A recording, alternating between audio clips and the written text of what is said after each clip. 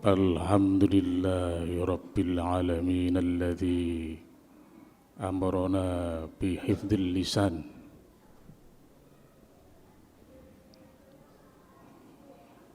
إن الحمد لله نحمده ونستعينه ونستغفره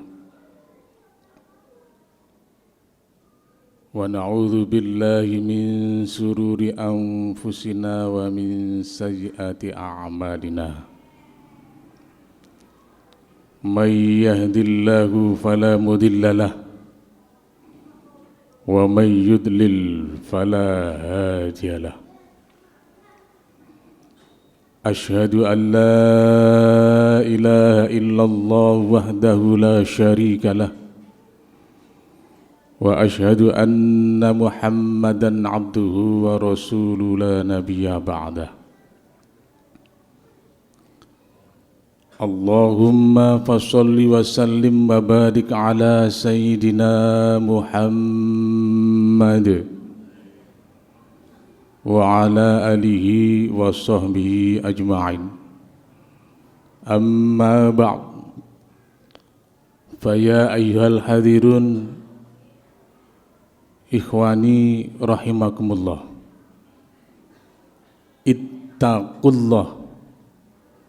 ittaqullaha haqqa tuqatih wa la tamutunna illa wa antum muslimun. Qala Allah ta'ala fil Qur'anil Karim, a'udzu billahi minasy syaithanir rajim. Bismillahirrahmanirrahim. Alif Lam Mim. Dzalikal kitabu la raiba fihi hudal lil muttaqin alladzina yu'minuna bil ghaibi wa yuqimuna as-salata wa mimma razaqnahum yunfikun. وَالَّذِينَ يُؤْمِنُونَ بِمَا أُنْزِلَ إِلَيْكَ وَمَا أُنْزِلَ مِنْ قَبْلِكَ وَبِالْآخِرَةِ هُمْ يُوقِنُونَ أُولَئِكَ عَلَى هُدًى مِّن رَّبِّهِمْ وَأُولَئِكَ هُمُ الْمُفْلِحُونَ Innalladzina kafaru sawa'un 'alaihim a'anzartahum am lam tunzirhum la yu'minun. Khatamallahu 'ala qulubihim wa 'ala sam'ihim wa 'ala absarihim ghishawatun wa lahum 'adzabun 'adzim. Wa qala an-nabiyyu sallallahu alaihi wasallam, man kana yu'minu billahi wal yaumil akhir falyakul khairan aw liyasmut. Shadaqallahul aliyyul azim wa shadaqa rasulul karim. Kaum muslimin, sidang Jumat yang dicintai oleh Allah Subhanahu wa ta'ala, mari kita bersama-sama selalu bersyukur kepada Allah Subhanahu wa ta'ala. Karena kita sampai saat ini masih diberi oleh Allah kesehatan, masih diberi Allah kesempatan untuk menunaikan sholat Jumat di masjid yang kita cintai, Masjid Al-Hidayah ini. Tidak semua orang bisa melaksanakan kewajiban sholat Jumat. Hanya orang yang mendapatkan rahmat dari Allah lah yang bisa menunaikan kewajibannya berupa sholat Jumat. Berarti kita yang duduk di masjid ini adalah orang yang mendapatkan rahmat dari Allah Subhanahu wa taala. Mudah-mudahan sepanjang perjalanan kita di dunia ini rahmat Allah selalu berada pada diri kita masing-masing. Amin ya rabbal alamin. Dan kita juga pasti ingat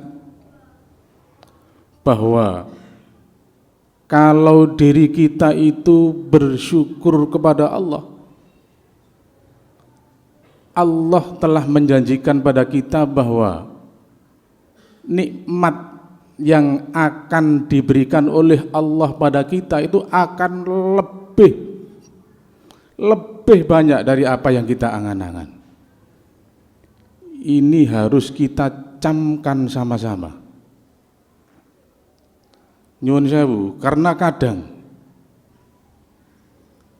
kita itu tahu bahwa kalau kita banyak bersyukur kepada Allah, kemudian nikmat itu ditambah oleh Allah lebih besar dari apa yang kita angan-angan. Tapi kita sulit sukar untuk bersyukur dengan kehidupan kita yang semacam ini. Kita percaya dengan firman Allah, tapi kadang keseharian kita terlupakan. Nyuwun sewu. Oleh karenanya lah, mari kita hari ini sejenak benar-benar mengkondisikan kita hanya untuk Allah, tidak untuk yang lain. Kalau kita sudah termasuk hamba Allah yang bersyukur kepada Allah, lalu mari kita yang kedua adalah mengkondisikan kita nanti di alam akhirat bagaimana caranya supaya mendapatkan syafaat dari junjungan kita Nabi besar Muhammad sallallahu alaihi wasallam. Seperti kemarin yang kita sudah lakukan peringatan mulutan misalnya. Peringatan semacam itu adalah tujuan untuk meraih supaya kita nanti di alam akhirat yang sudah tidak ada kematian lagi, yang kita butuhkan adalah syafaat dari beliau junjungan kita Nabi besar Muhammad sallallahu alaihi wasallam. Tidak ada yang lain. Lalu kalau kita sudah di dunia termasuk hamba Allah yang bersyukur, kemudian mengharap nanti di akhirat mendapatkan syafaat, maka yang ketiga adalah mari kita kondisikan diri kita termasuk hamba Allah yang bertakwa kepada Allah Subhanahu wa taala. Mari apapun yang diperintah oleh Allah kita laksanakan dengan seikhlas hati kita, dan apapun yang dilarang oleh Allah mari kita tinggalkan tanpa reserve. Karena para rawuh, kita juga semua pasti ingat wa idz ta'adzana rabbukum la in syakartum la azidannakum wa la in kafartum inna adzabi lasyadid. Itu kalau kita benar-benar lakukan, maka tidak ada kehidupan kita yang merasa berat. Lalu kalau kita sudah in ahsantum li anfusikum wa in asatum falaha, bahwasanya apapun yang kita lakukan di dunia ini kembalinya sebetulnya adalah kepada diri kita masing-masing. Nyun sewu, ngelakoni apik yo balik nang awake dhewe, ngelakoni elek yo balik nang awake dhewe. Mari ini benar-benar kita camkan. Karena nyun sewu, di era global yang semacam ini, Jenengan juga pasti tahu bahwa sekarang itu orang menjaga lisan, menjaga mulut itu tidak seperti dulu, nyun sewu. Mohon maaf kalau saya katakan bahwa generasi muda sekarang itu kalau ngomong, ngapunten, biasanya sekarang itu diawali dengan nyun sewu, meso. Bapak dan saudara-saudara yang statusnya sebagai ayah atau bapak ibu guru, coba kita lihat generasi muda kita.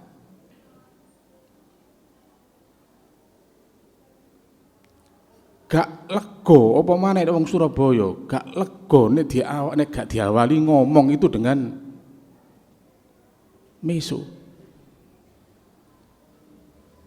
Dan ini sudah saya selidiki di masing-masing banyak sekolah, ternyata mengerikan para rawuh. Di atas 90% putra putri, bukan putra saja ya, itu di sekolah itu setiap kali ngomong dengan temannya, ngomong muncul mesonya dulu baru intinya ngomong.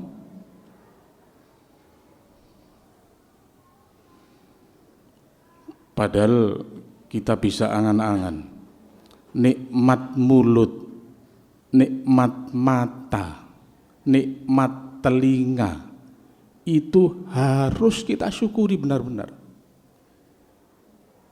Coba kita bayangkan seandainya mata kita itu diambil oleh Allah kemudian kita tidak bisa melihat.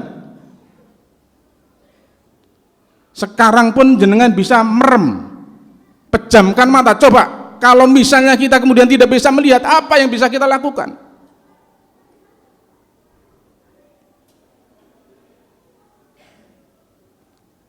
Atau mungkin nikmat mulut.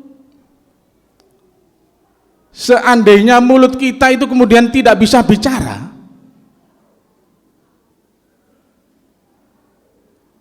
apa kemudian kita sendiri tidak merasa tersiksa?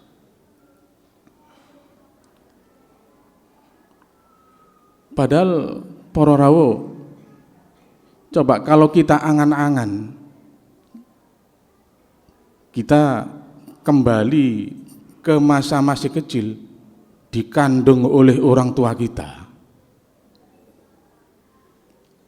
yang diharap oleh orang tua kita waktu janin bayi itu akan keluar dari kandungan ibunya adalah sehat.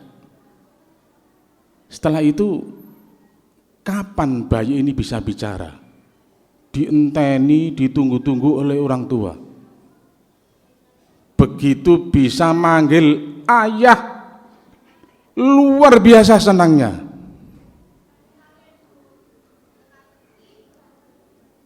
Coba kalau kemudian kita punya putra sampai 2 tahun, 3 tahun belum bisa ngomong.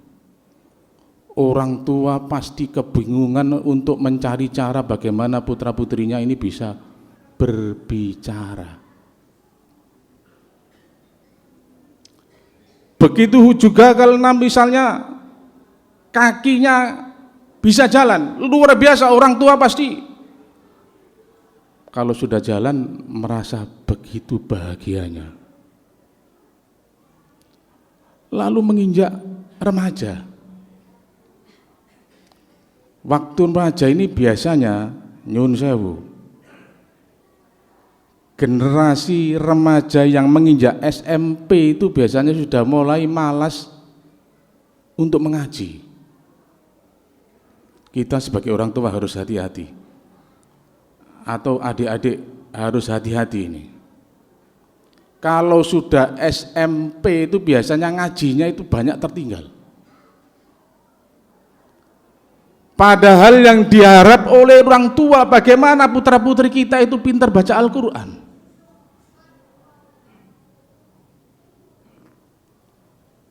Lalu tapi yang muncul karena pergaulan kemudian banyak meso para rawuh. ngomong dengan temannya itu banyak misu. Walaupun disadari atau tidak disadari. Kadang sampai seperti biasa.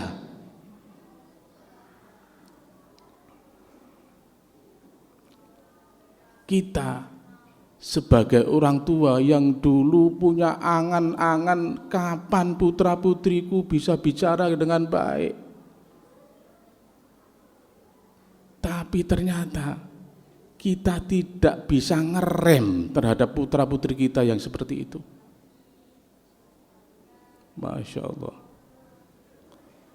Oleh karenanya ini mari jadi angan-angan kita bersama. Karena sebagai orang tua apa yang kita harap dari putra-putri kita?